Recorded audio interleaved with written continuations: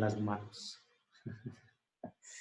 Ok, entonces bienvenidos a esta segunda plática.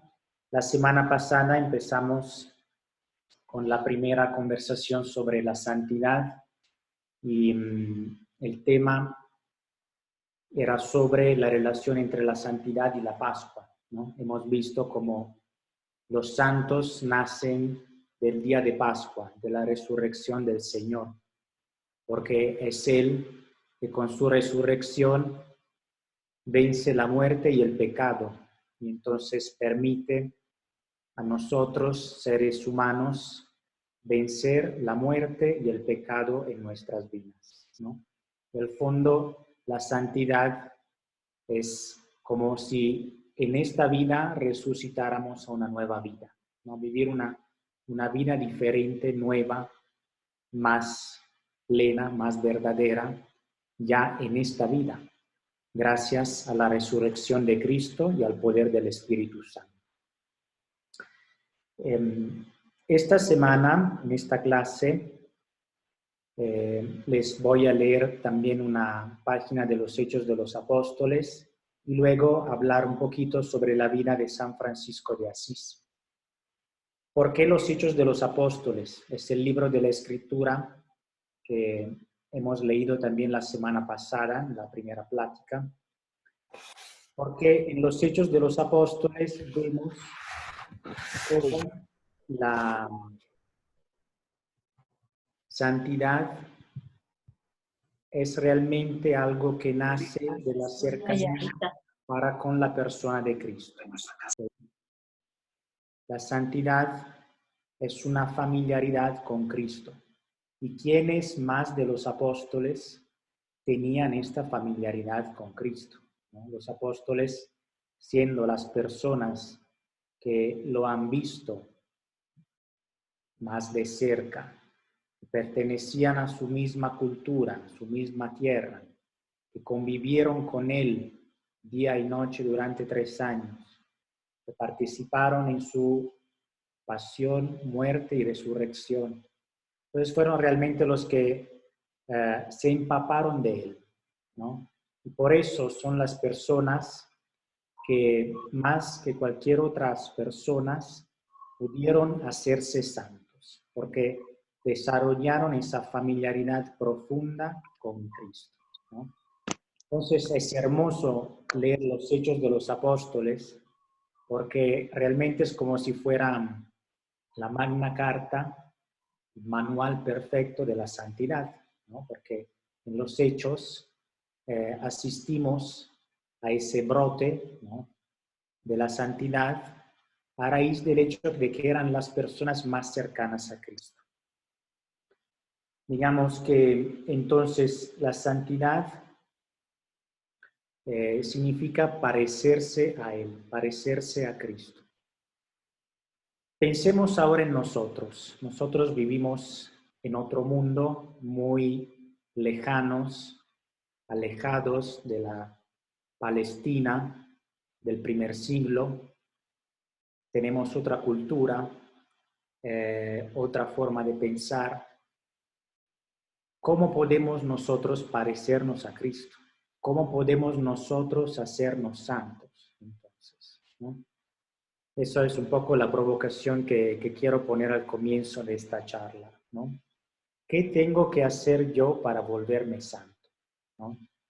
En práctica, ¿no? ¿Qué consiste para mí la santidad, ¿no? ¿Qué tengo que hacer? Y sería interesante que cada uno respondiera, ¿no? Pero así en virtual se vuelve un poco difícil. Hipótesis, ¿no? Hago de unas hipótesis quizás un poco simpáticas o tontas. Para hacerme santo, ¿tengo que dejar de tomar cerveza? ¿No? ¿O tengo que dejar de tomar refrescos? ¿O tengo que dejar de decir groserías y hablarle mal a mi esposo, a mi esposa, a mis hijos, a mis papás? ¿No? Son todas cosas que quizás nos harían bien, ¿no? O quizás otros vicios que tenemos quizás nos alejan de Dios. Puede ser. Pero realmente la santidad es algo más grande, ¿no? La santidad no puede consistir solo en abandonar algún vicio, ¿no? La santidad es algo mucho más grande. Es más, no se trata solo de dejar algo, sino de vivir algo grande. La vida cristiana es un más, no es un menos. No es algo que tenemos que quitar. Es algo que tenemos que vivir, algo más grande que tenemos que vivir y que todavía no vivimos, ¿no? No hay que quitarle, sino añadirle. No es una mortificación, es una plenitud, una intensidad de vida, ¿no? Quizás si a veces es necesaria una mortificación, siempre es para un bien más grande, ¿no? Para una plenitud más grande.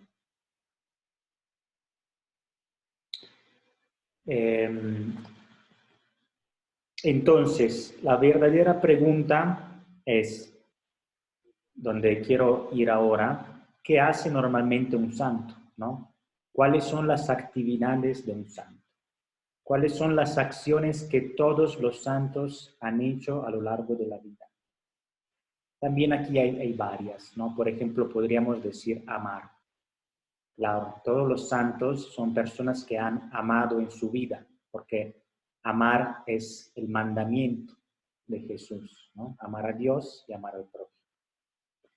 O todos los santos han orado, han hecho oración. Es imposible amar a Dios sin hablar con Él, ¿no? Pero hoy quiero tocar otro punto. Todos los santos han hecho otra cosa que también nosotros tenemos que aprender a hacer. O sea, todos los santos han construido la iglesia. ¿Okay? Los santos son las personas que construyen la iglesia, que renuevan la iglesia. Ahora les leo, como les decía, unos versículos de los Hechos de los Apóstoles. En concreto son los últimos versículos del capítulo 4. Dice, ninguno de los discípulos decía que algo de sus bienes era propio suyo, sino que tenían todo en común. Esto lo había hecho también antes San Lucas en los Hechos de los Apóstoles. Luego sigue, entre ellos no había ningún pobre, pues todos los que eran propietarios de fincas o casas, cuando vendían, llevaban el dinero de lo vendido y lo ponían a los pies de los apóstoles, para que se distribuyera cada cual según lo que necesitara cada uno. Este fue el caso de José, un levita nacido en Chipre, a quien los apóstoles llamaban Bernabé, que significa el que trae consuelo. Este tenía un campo, lo vendió, trajo el dinero y lo puso a disposición de los apóstoles, ¿no? Les decía, los hechos de los apóstoles son, a ver aquí, estamos perdiendo.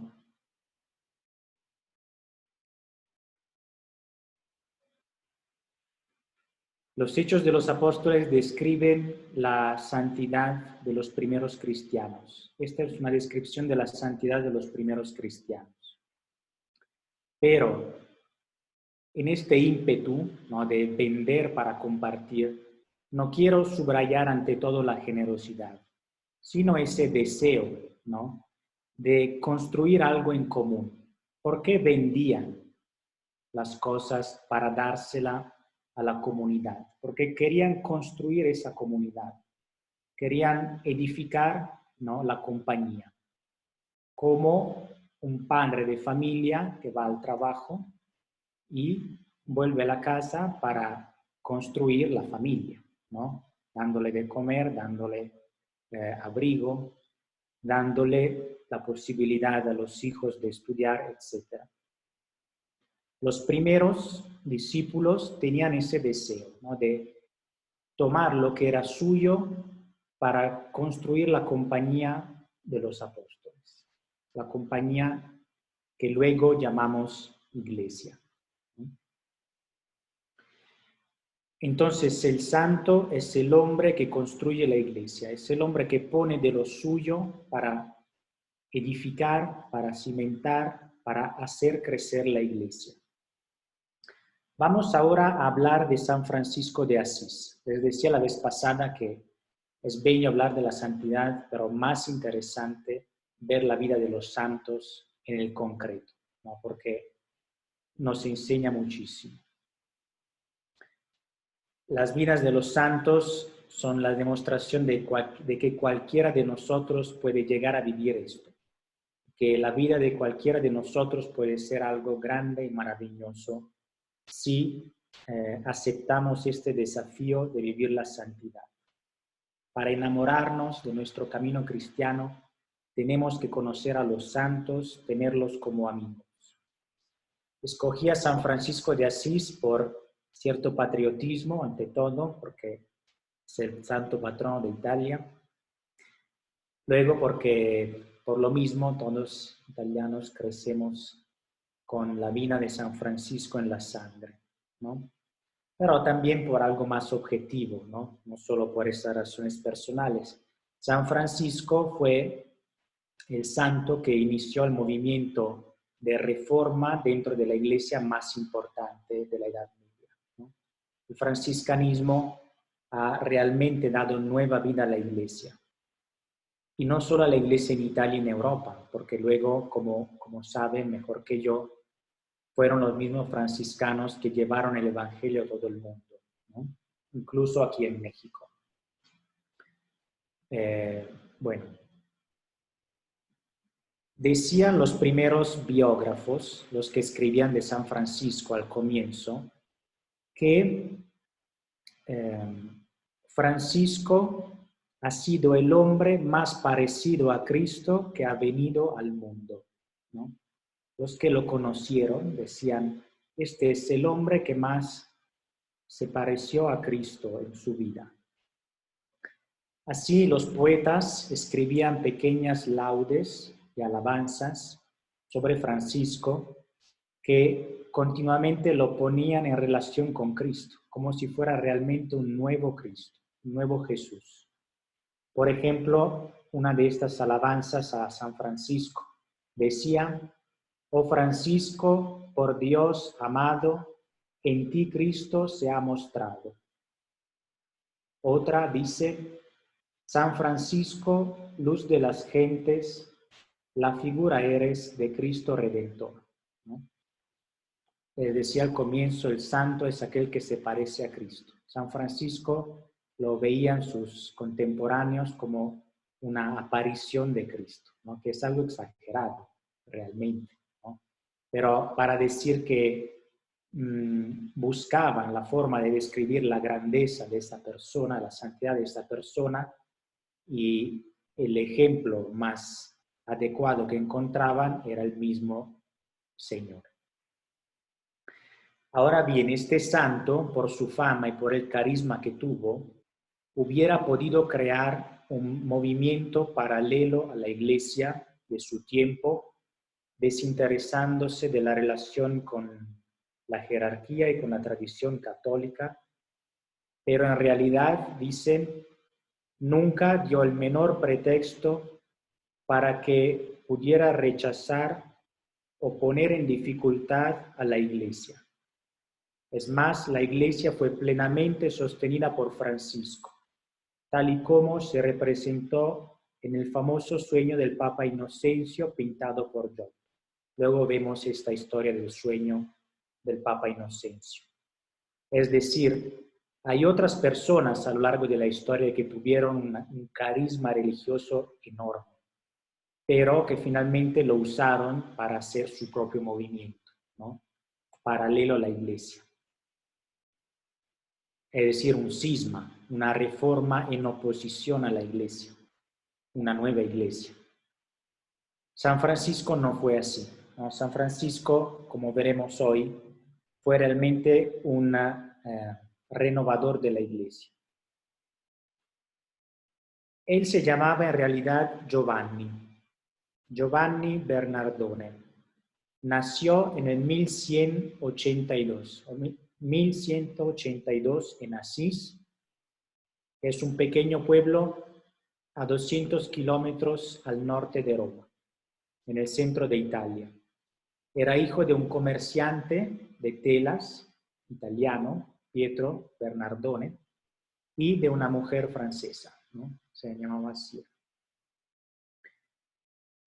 Francisco tuvo una juventud muy alegre, ¿no? En el sentido de que realmente era una persona muy alegre. Le gustaba mucho bromear, la fiesta, cantar, ir de paseo, tenía ideales de caballería, ¿no? Quería hacer las misiones, esas pequeñas guerras que se combatían en la Edad Media. Era una persona muy, muy viva, ¿no? Y, sin embargo, alrededor de los 30 años, de los 20 años, vive su conversión por medio de un doble encuentro. Primero, el encuentro con los leprosos y segundo, el encuentro con Cristo crucificado. Hoy les hablo solo de este segundo encuentro, con Cristo en un crucifijo, ¿no? En la imagen de un crucifijo. Francisco tenía como 19, 20 años, estaba paseando en las afueras de Asís y entra en una iglesia que era casi abandonada, aunque tenía su sacerdote. Pero era una iglesia desmoronada. Dentro de esta iglesia estaba una imagen de Jesús crucificado. Él se queda allí un rato en oración, buscando la paz en aquel lugar. ¿Le vas a llevar a tu papá o le cierras? Al Señor que le ayudara a entender qué tenía que hacer en su vida, ¿no? Estando en oración, escucha estas palabras: ve y reconstruye mi iglesia, que como ves está en ruinas, ¿no? Esto, les digo, es el encuentro que le cambia la vida a Francisco. Este momento místico, esta visión, en el cual Jesús le habla de la cruz y le dice: ve y reconstruye mi iglesia, que como ves está en ruinas. Les voy a poner la imagen, así lo van a ver aquí en sus pantallas. Algunas imágenes para ver de qué estamos hablando. Esto, por ejemplo, es el pueblo de Asís, como se ve todavía hoy en día. Es una ciudad de la Edad Media con casas e iglesias construidas en piedra. Está en la cima de un pequeño cerro. Esta es Asís como se ve hoy. Aquí a la izquierda está la grande Basílica de San Francisco. ¿Okay? Este es el retrato de San Francisco que hizo Cimabue, un pintor italiano su contemporáneo, que dicen que es el retrato más fiel de San Francisco. Esta es la iglesia de San Damián, donde entró San Francisco y donde tuvo esa experiencia mística, ¿no? Es una iglesia muy pequeña, donde tenía este crucifijo, que le pongo aquí más en grande, ¿no? Es un ícono de la Edad Media que tenemos todavía, ahora está guardado en la iglesia de Santa Clara. Ok, esas imágenes para que tengamos un poco idea de la realidad de San Francisco. Cuando él tiene esa experiencia mística y escucha esas palabras de Jesús, tiene la idea de que tiene que reconstruir la capilla de San Damián, que está desmoronada, ¿no? Entonces dice: bueno, yo dejo mi vida, dejo la casa de mis padres, renuncio a los derechos de mi familia, renuncio a mi heredad y voy a vivir en esta iglesia para renovarla, ¿no? Para restaurarla. Y así hace, ¿no? Deja su familia en medio del desprecio de todos, porque dice: te vas, eres un hombre de familia rica, renuncias a todo ¿para qué? Para estar con los leprosos y vivir en una iglesia derrumbada, ¿no? Lo desprecian sus amigos, los desprecia su papá, lo desprecia su hermano y vive 2 años durísimos porque está solo, está abandonado y solo está intentando seguir esas palabras que Jesús le ha dicho y ese deseo de compartir la vida con los leprosos, porque en ellos, en los marginados, reconoce a Cristo, que fue marginado como ellos. Después de 2 años, empiezan a agregárseles algunos compañeros. Un cura que estaba buscando una vida más profunda, más auténtica, espiritual. Un hombre rico de Asís que se queda impactado por su vida.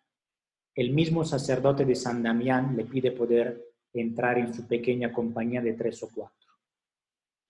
Ahora, es importante saber qué estaba viviendo la Iglesia Católica en ese tiempo, en 1200. Había 2 grandes movimientos heréticos, ¿no? De herejes. Uno se llamaba los pobres de Lyon y el otro los albigenses. Ambos habían nacido en Francia y se estaban difundiendo en Italia. Esos 2 movimientos tenían una misma aspiración, vivir como vivían los apóstoles, ¿no? Nuevamente la idea de los hechos de los apóstoles. Sin embargo, ambos movimientos se salieron de la obediencia a la Iglesia y se salieron de la recta doctrina, se salieron de la tradición católica. Por ejemplo, los albigenses en 1209 empezaron una lucha violenta en contra de la Iglesia Católica para afirmar su doctrina, ¿no?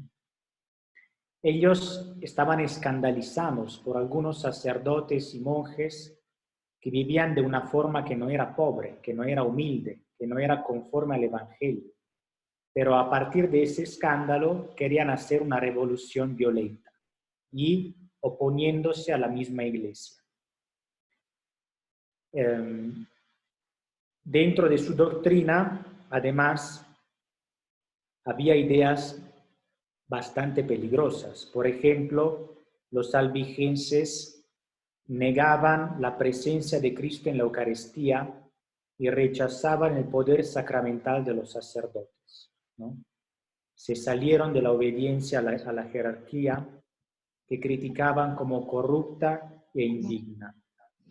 Se justificaban con la frase de San Pedro, que encontramos en los Hechos de los Apóstoles, que dice: es más importante obedecerle a Dios que a los hombres, ¿no? Ok, eso era un poco el contexto del tiempo. Esa lucha armada empezó en 1209 de los albigenses contra la Iglesia Católica.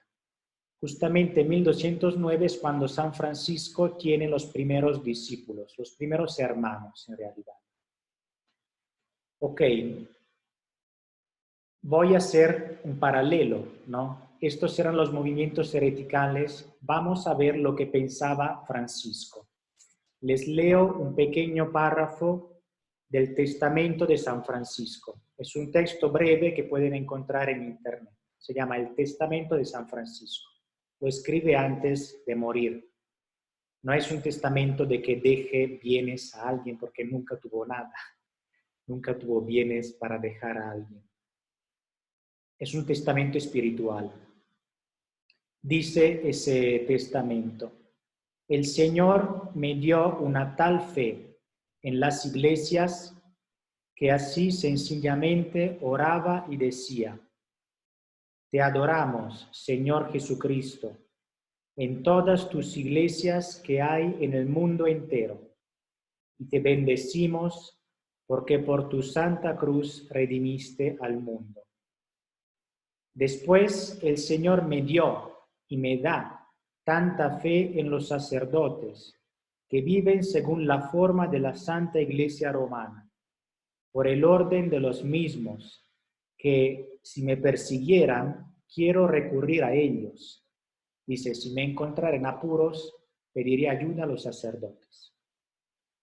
Y si yo tuviera tanta sabiduría cuanta Salomón tuvo, y hallara a los pobrecillos sacerdotes de este siglo en las parroquias en que viven, no quiero predicar más allá de su voluntad. Y a estos y a todos los otros quiero temer, amar y honrar como a mis señores. Y no quiero en ellos considerar pecado, porque discierno en ellos al Hijo de Dios, y son señores míos. Y lo hago por esto, porque nada veo corporalmente en este siglo del mismo Altísimo Hijo de Dios, sino su santísimo cuerpo y su santísima sangre, que ellos reciben y ellos solo administran a los otros, ¿no? Es un texto importantísimo. Francisco, que nunca quiso ser sacerdote, San Francisco no fue sacerdote, porque quería identificarse en los más pobres, y si hubiera sido sacerdote ya tenía algún privilegio. Nunca quiso ser sacerdote, pero reconocía en ellos un misterio divino, ¿no? Y dice que si tuviese la sabiduría de Salomón, nunca se opusiera a la predicación o a la voluntad de un sacerdote, aunque eso fuera un pobrecillo. Y dice que si los encontrara en pecado, no los quisiera condenar, porque en ellos ve al Hijo de Dios. Y se asombra ante el poder de los sacerdotes de convertir el pan en cuerpo de Cristo. Entonces sí reconoce la verdad de la Eucaristía. Y dice que venera la iglesia y todas las iglesias como lugar en el cual se celebra la misa y se puede uno encontrar dentro de la asamblea de los hermanos con Dios mismo, ¿no? ¿Qué diferencia de mirada, entonces, entre San Francisco y esos movimientos religiosos de su tiempo, ¿no? ¿Qué diferencia? Unos que critican y se separan. Otro que, si bien ve las dificultades, los problemas, no critica, sino que reconoce también el misterio de Dios dentro de las fragilidades humanas de los sacerdotes. Vamos ahora a hablar del encuentro de Francisco de Asís con el Papa Inocencio III. Entonces, después de 2 o 3 años, son 5, 6, 8, 10 amigos que se reúnen para vivir con Francisco la misma vida pobre y evangélica. Y en 1209-1210, deciden ir a encontrarse con el Papa para pedirle el permiso de vivir según su propia regla y que los reconociera como congregación. Entonces viajan, van caminando a Roma y buscan tener una cita con el Papa, ¿no? A través de un cardenal que los aprecia, logran entrar en contacto, en diálogo con el Papa Inocencio III. El cardenal Giovanni di San Paolo es aquel que los presenta al Papa y les dice estas palabras: Santidad, he encontrado a un hombre perfectísimo que quiere vivir según la forma del Santo Evangelio y observar todas las cosas en la perfección evangélica. Yo creo que por medio de él Dios quiera volver a dar en todo el mundo la forma originaria a la fe de la Santa Iglesia, ¿no? Eso dice el cardenal al Papa. Un hombre perfectísimo que quiere restaurar la verdadera fe en todo el mundo. El Papa entonces acepta encontrar a Francisco y a sus 8 compañeros y cuando lo ve reconoce en ese hombre a un hombre que había soñado algunos días antes, ¿no? De hecho, el Papa había tenido una visión en la cual la iglesia de San Juan de Letrán, una iglesia en Roma que era la iglesia papal, amenazaba con el derrumbarse, y de un hombre religioso, pequeño y despreciado, que llegaba a sostenerla, ¿no? Ese sueño lo representó Giotto en un fresco que les voy a enseñar, que está en la Basílica de San Francisco en Asís, en la Basílica Mayor. A ver, este es el crucifijo de San Francisco. Esta es la iglesia que construyeron en honor de San Francisco en Asís. Las paredes tienen un ciclo de frescos con la vida de San Francisco pintados por Giotto, ¿no? Esas son las paredes. Este es el sueño de Inocencio III. Vemos al Papa durmiendo, que sueña con la iglesia de San Juan de Letrán que se está cayendo y un hombre religioso que lo está sosteniendo, ¿no? Este es el sueño del Papa Inocencio III.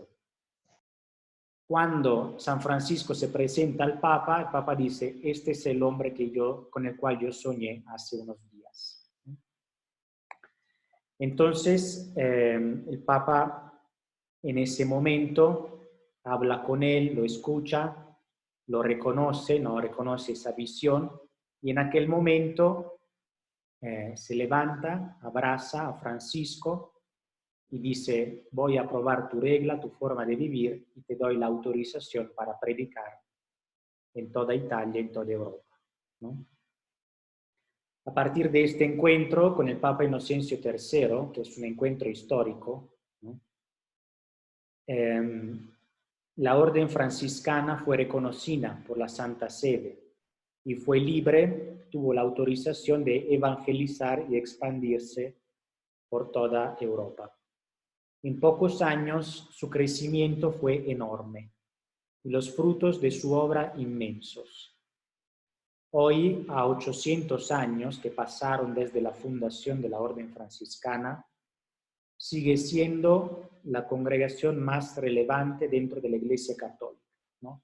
A lo largo de estos 800 años ha evangelizado realmente todos los rincones de la tierra y ha tenido un número de santos impresionante.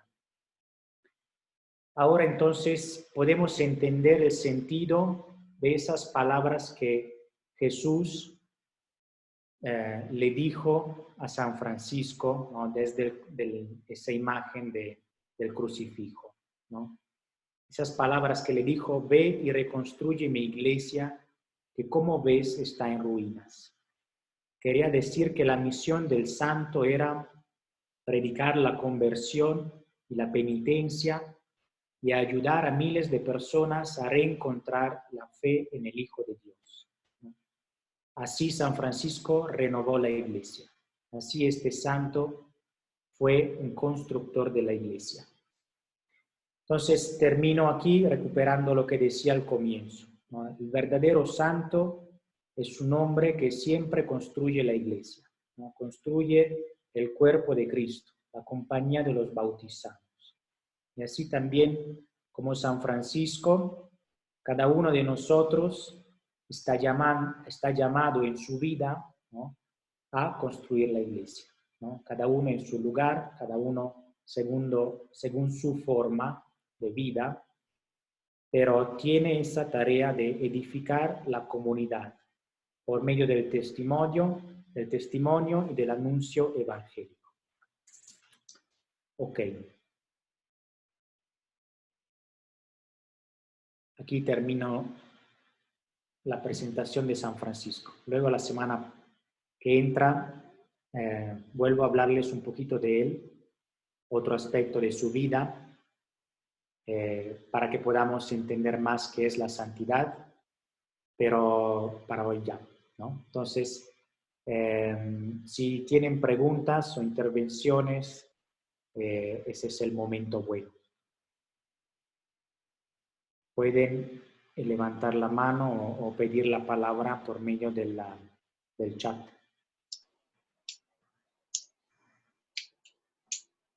Mario. No le escuchamos, Mario.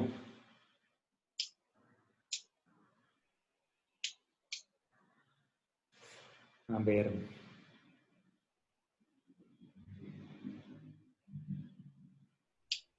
Mario.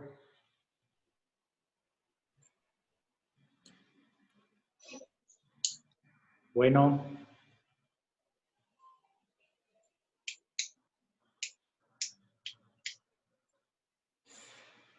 Nada, no sé por qué.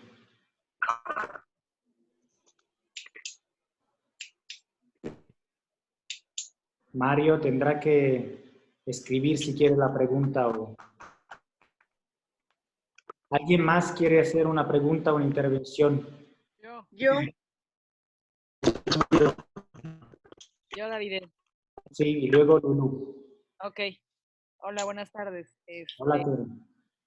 Mi pregunta es más bien una pregunta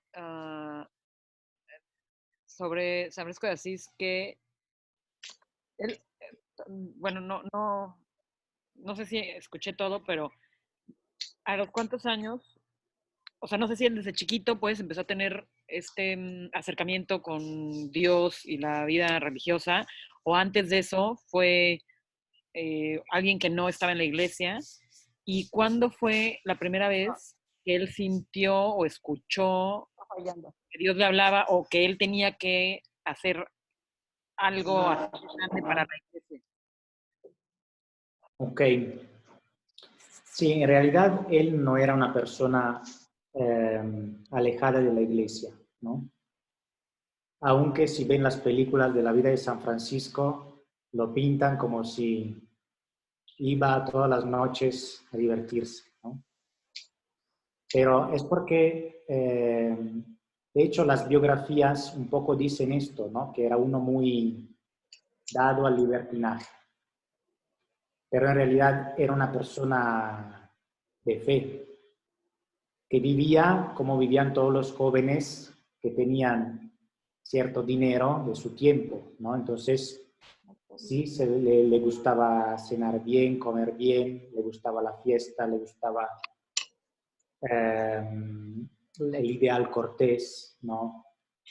Pero poco a poco se da en él esta eh, inquietud para vivir algo más grande, ¿no?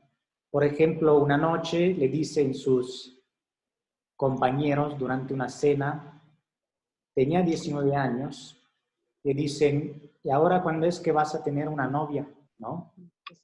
Y él dice, es que mi novia va a ser la mujer más grande, más hermosa y más importante de la tierra, ¿no? Yo me voy a casar con esa mujer, ¿no?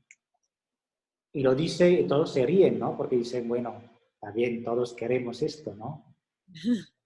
Pero él quizás ya estaba pensando en la iglesia, ¿no? Entonces, como que tenía esa idea, pero no se animaba, es decir, no tenía claro. Entonces, mencionaba así muy de paso, he mencionado que tuvo dos encuentros.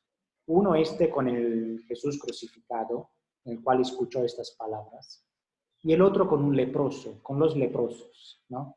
Es un tema un poco raro el del encuentro con los leprosos, ¿no? Y que se ha interpretado de muchas maneras diferentes. Pero realmente él tenía asco, es una palabra fuerte, pero es real, por los leprosos, ¿no? Y esto lo escandalizaba. Y decía, no es posible que si tenemos que amarnos y amar a todos, yo no pueda ni mirar a estas personas, ¿no? No pueda ni acercarme a ellos ni pensar en su vida, ¿no? Por la molestia que me suscitan. Pero un día pudo acercarse a ellos y besar a un leproso, ¿no? Y ese momento es el momento en el cual dice, yo tengo que vivir con ellos, ¿no? Tengo que dar mi vida para estar con ellos.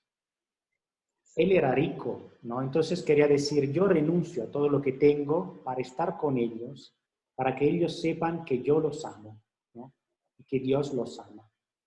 Entonces, estos dos momentos, el encuentro con los leprosos, que por una gracia de Dios pudo acercar, pudo besar, el encuentro con el crucifijo fue su conversión, ¿no? Luego hay un tercer momento muy dramático, que es cuando su padre lo lleva al tribunal ante el obispo, que era el juez, y porque San Francisco estaba empezando a vivir con los leprosos, ¿no? Y su padre no lo aceptaba, decía, tú eres el hijo de una persona importante, no puedes vivir con los leprosos, me pones en evidencia, ¿no? Entonces lo lleva ante el juez, que era el obispo, ¿no? El juez religioso eclesiástico. Era una sociedad cristiana, entonces por los asuntos religiosos se iba ante un obispo. Y ante el obispo lo ataca y el obispo dice, ¿qué quieres hacer, Francisco? Y Francisco dice, hasta el día de hoy dije, Padre mío, Pietro Bernardone, pero ahora quiero decir, Padre nuestro que estás en el cielo. Entonces, ante el obispo, ante su padre, ante los que estaban presentes, dice esa frase, ¿no? Y se desnuda, ¿no? Porque su padre le dice, entonces tienes que renunciar a todo lo que es mío, todo lo que te he dado.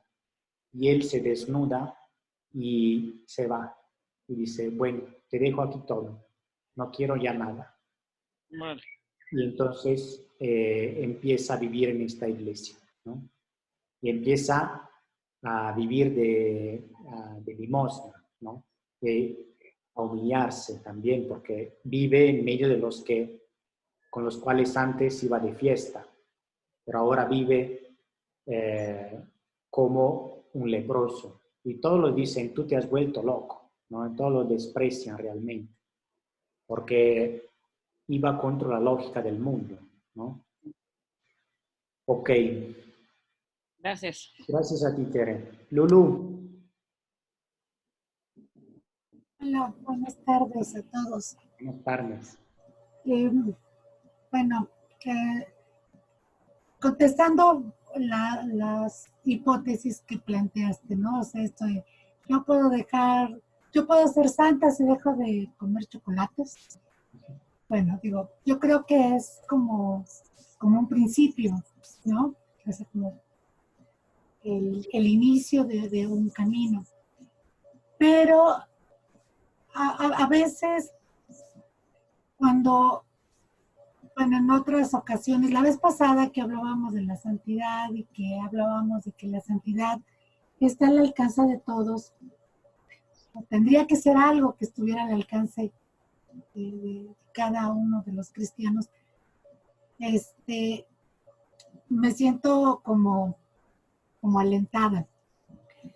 Pero luego resulta que nos planteas esto de que todos los santos están llamados a reconstruir la iglesia. Y entonces para mí esto resulta una tarea titánica, ¿no? O sea, como muy lejana, muy grande, ¿no? Y bueno, esto que Jesús le dice a San Francisco que reconstruya su iglesia, bueno, me recuerda el pasaje del Evangelio donde Jesús dice, destruyan este templo y yo lo reconstruiré en 3 días. Pero bueno, era Cristo, ¿no? Pero bueno, a lo que voy es que esta tarea de reconstruir la iglesia como la tarea más importante de alguien que quiere acercarse a la santidad, a mí me resulta, pues, inalcanzable, ¿no? Para mí como católica ordinaria, ¿no? Pues que hace ahí algunos intentos, ¿no? De acercarse a Cristo. Muy bien. Gracias, Lulú. Es una observación muy bonita que ahorita me hizo entender algo más, ¿no? Que les comparto. Cuando él vivió 2 años solo, realmente pedía limosna para tener lo mínimo y pedía donativos de piedras, ¿no? ¿Por qué? Para construir la capilla de San Damián, para reconstruirla necesitaba de piedras. Entonces decía así a los cuales les pedía, les decía, ¿a quién me dará una piedra? Le daré una recompensa. ¿Se dice recompensa? Sí. No. ¿Sí? Una Sí. recompensa. ¿A quién me dará 2? Le daré 2 recompensas. ¿Y a quién me dará 3? Le daré 3. No. Es decir, él quería decir, voy a pedir por él. Si me das 2, pido por ti 2 veces, ¿no? Y aquí una biografía de él, un estudio sobre él, dice, no es un discurso de teólogo, tampoco de sacerdote, pero sencillo y elemental, que podía alcanzar a todos, ¿no? Y enseñaba su sencillez, ¿no? Es decir, también por él era una empresa enorme, titánica, reconstruir la iglesia, pero empezó pidiendo una piedra y dando una recompensa por una piedra, ¿no? Y luego 2 piedras, ¿no? Sin preocuparse de todo lo que había que hacer. Empezó por hacer lo que podía hacer en ese momento, ¿no? Entonces, ir por piedras para reconstruir esa capilla. Y luego 2 lo vieron, ¿no? Y se dieron cuenta que era una vida santa la suya. Y luego fueron 5, y luego 10, y al cabo de 3 años eran 7, ¿no? ¿Por qué digo esto? Porque él no podía ni pensar, ni planear, ni organizar una obra de salvación de la Iglesia Católica en total. Pero podía poner esa piedra que a él le tocaba en ese momento, ¿no? Y qué bueno que dices esto del Evangelio, ¿no? Porque solo Cristo puede levantar la Iglesia, ¿no? En 3 días, en 3 años, en 3 siglos. Pero es Él que lo hace por medio de los santos, ¿no? Es decir, esa obra de Francisco es la obra de Dios por medio de una persona y luego por medio de una compañía. Y luego es la Iglesia misma que se reforma por el poder del Espíritu Santo y la santidad de los hombres, ¿no? Pero entonces nosotros todos los días podemos hacer esto, ¿no? Es decir, pues ayúdenme, ¿no? Quiero hacer esto para la Iglesia, ayúdenme con una piedra, ¿no? O ayúdenme con una despensa, no sé, ¿no? O ayúdenme con ir a encontrar un enfermo, ¿no? A buscar un enfermo. No es la cantidad de lo que hacemos, es que realmente estemos respondiendo a nuestro llamado para el bien de la Iglesia, ¿no? Respondiendo a Dios para el bien de la Iglesia, para el bien de los hombres. Yo quiero Ok, participar. Gracias. Sí, Linda. Gracias, Elide. Gracias a ti, Lulu. ¿Sí? Delante, Linda. Son 32. Bueno, antes que nada quiero decirles pues que mi santo preferido es San Francisco. Lo poco que he leído de él me ha ayudado muchísimo. Tengo ejemplos de mi abuela, mi madre, que fueron franciscanas y eso me emociona, me llena, me hace vibrar mucho. Y ahorita que estoy oyendo todo esto, pues me hace también sentirme muy bien. Yo siento que, o pienso más bien que retomando lo que dijo Lulú, que se le hace difícil llegar a alcanzar esos niveles, ¿no? De santidad que son inalcanzables. Cuando leo la historia de un santo, también a mí se me hacen inalcanzables. ¿Y a qué llego? Con San Francisco, pues, es un santo inalcanzable, es un santo que pues no les llegamos no aspiramos a hacer nada de lo que él hizo.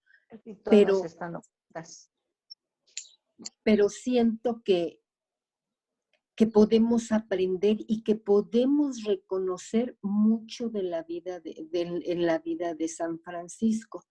A mí algo que me movía mucho era cuando hablaba de la perfecta alegría.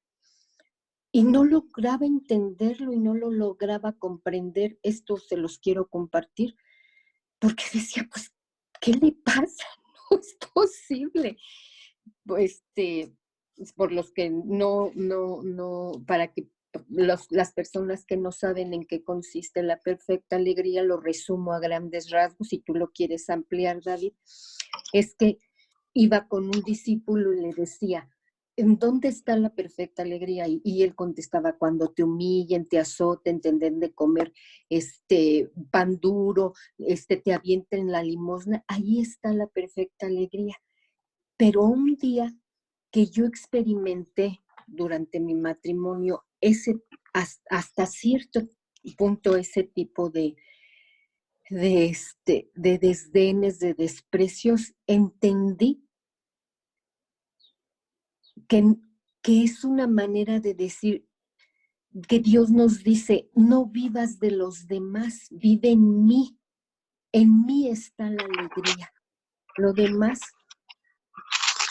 no tienes por qué sufrirlo. Esto te lo platico y espero sí lo haya entendido, David. Ok. Bueno, yo creo que eso puede ser un tema para la siguiente vez, ¿no? Porque Francisco es un hombre que abraza la pobreza, ¿no? La pobreza material, pero la pobreza material era un medio para una riqueza, ¿no? Una riqueza de intensidad, de relación con Dios y con los demás, ¿no? Es un tema bellísimo de este santo y de todos los santos, que sí es un tema grande y bello, ¿no? Entonces lo vamos a tratar con más calma la siguiente vez. Gracias, Linda. Lupita.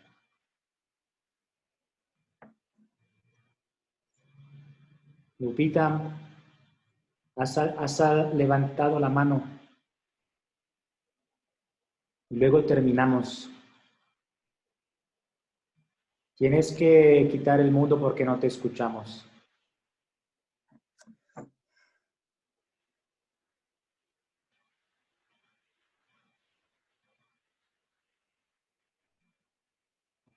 No.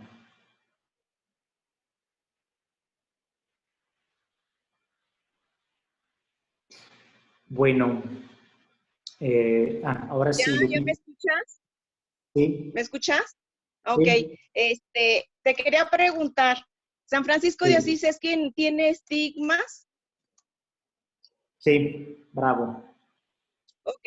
¿En qué momento él aparece con sus estigmas en las manos?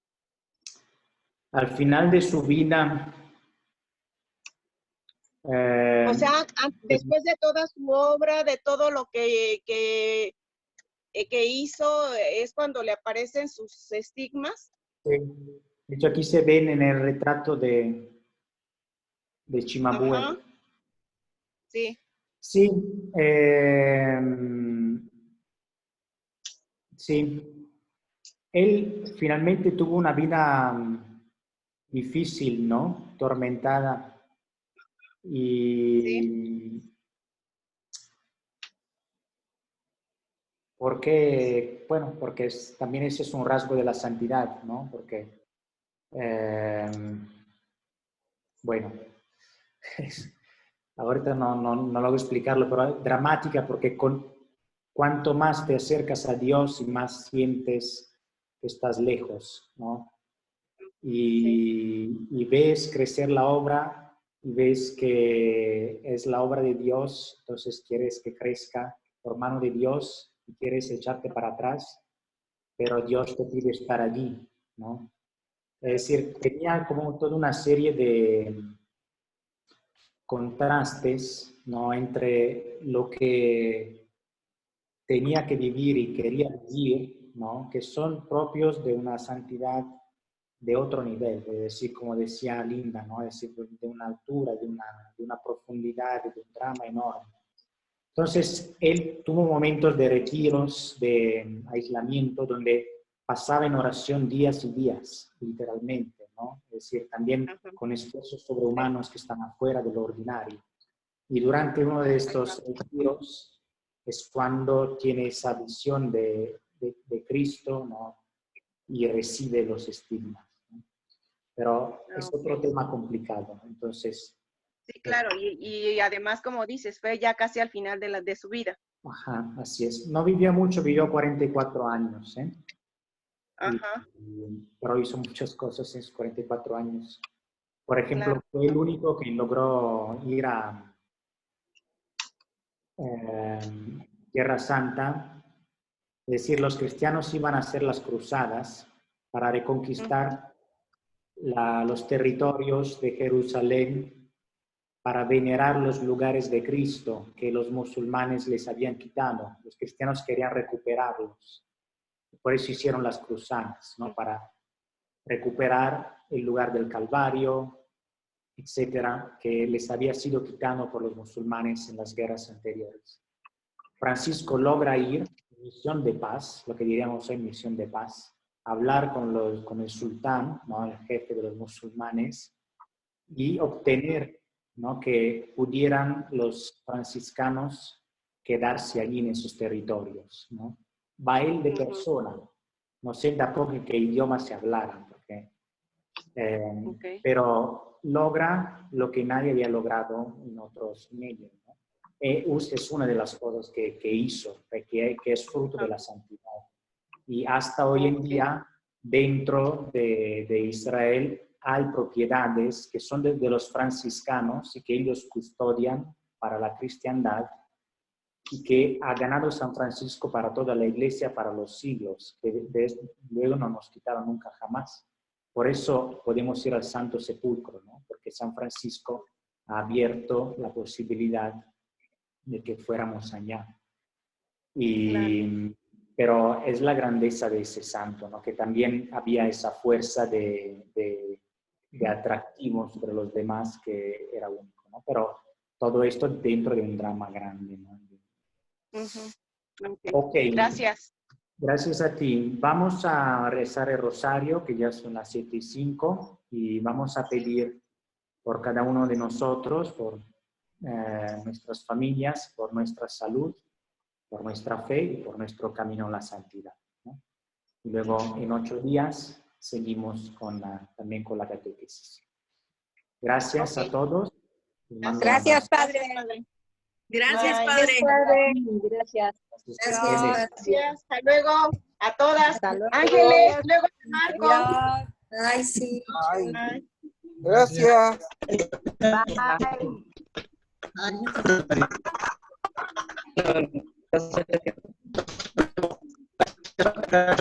Bye.